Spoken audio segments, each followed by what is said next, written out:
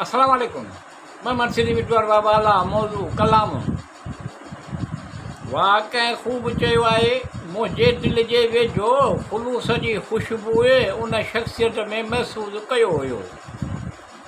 हुनखे ॿुधण सां मूंखे पंहिंजा जज़्बात ऐं एहसासात जे लाइ इज़हार जी ज़रूरत हुयो।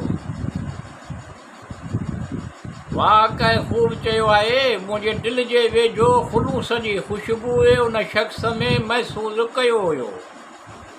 हुनखे ॿुधण सां मूंखे पंहिंजा जज़्बात ऐं एहसासात जे लाइ इज़हार जी ज़रूरत हुयो। ख़ूबसूरत किरदार वारो, सादगी, आहिस्ते आहिस्ते आवाज़ में ॻाल्हियूं करणु। ख़ूबसूरत किरदार वारो, सादगी, आहिस्ते आहिस्ते आवाज़ में ॻाल्हियूं करणु। मुस्कुराहट कंहिं बि हल ते कब्ज़ो करण लाइ काफ़ी हुयो। वाक़ई ख़ूब चयो आहे। मुंहिंजे दिलि जे वेझो ख़ुलूस जी ख़ुशबूए उन शख़्स में महसूसु कयो। हुनखे ॿुधण सां मूंखे पंहिंजो जज़्बात ऐं एहसासात जे लाइ इज़हार जी ज़रूरत हुयो। जंहिंखे ज़मीन ते शायदि उन करे लाठो वियो त माण्हू मुहबत ते ईमान आणीनि।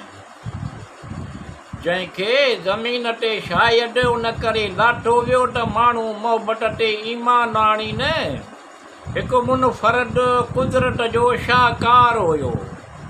वाक़ई ख़ूब चयो आहे।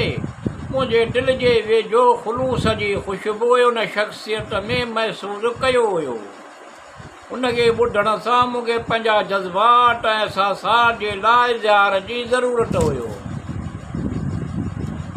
जेके ॿियनि लाइ सुकून जो ज़रियो बणिजंदा आहिनि, उन्हनि माण्हुनि में अहिड़ी कशिश विझी छॾींदा आहिनि। जेके ॿियनि लाइ सुकून जो ज़रियो बणिजंदा आहिनि, उन्हनि माण्हुनि में अहिड़ी कशिश विझी छॾींदा आहिनि। उन्हनि सां कहिड़ो बि रिश्तो हुजे, पर उन्हनि वटि रहण सां सुकून मिलंदो आहे। पर इहो कहिड़ो त हुयो। वाक़ई ख़ूब चयो आहे। मुंहिंजे दिलि जे वेझो ख़ुलूस जी ख़ुशबूए उन शख़्सियत में महसूसु कयो हुयो। उनखे ॿुधण सां मूंखे पंहिंजा जज़्बात ऐं एहसासात जे लाइ इज़हार जी ज़रूरत हुयो।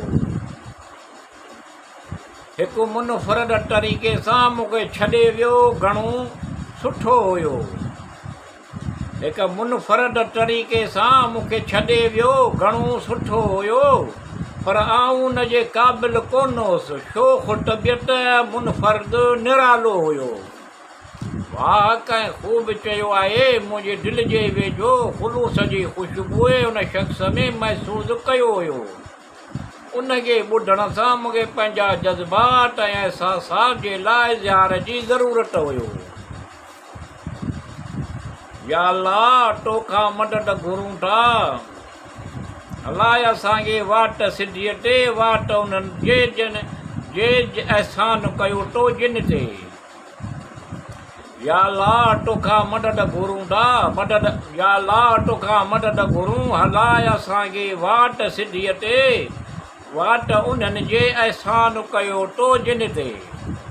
सभु ख़ूबसूरतूं सभु ख़ूबियूं अल्लाह जे लाइ आहिनि। सभु ख़ूबियूं अल्लाह जे लाइ आहिनि, जेको मालिक आहे सभिनी जहाननि जो वॾो महिरबान, रहमत वारो, मालिक जज़ा जे ॾींहं जो। अल्लाह रब्बिल आलमीन अल रहमान अल रहीम। तूं सभु ॼाणी थो, तोखे सभु मालूम आहे त कहिड़ो हुयो। वाक़ई ख़ूब चयो आहे। मुंहिंजे दिलि जे वेझो ख़ुलूस जी ख़ुशबूए उन शख़्स में महसूसु कयो हुयो। उनखे ॿुधण सां मूंखे पंहिंजा जज़्बात ऐं एहसासात जे लाइ इज़हार जी ज़रूरत हुयो।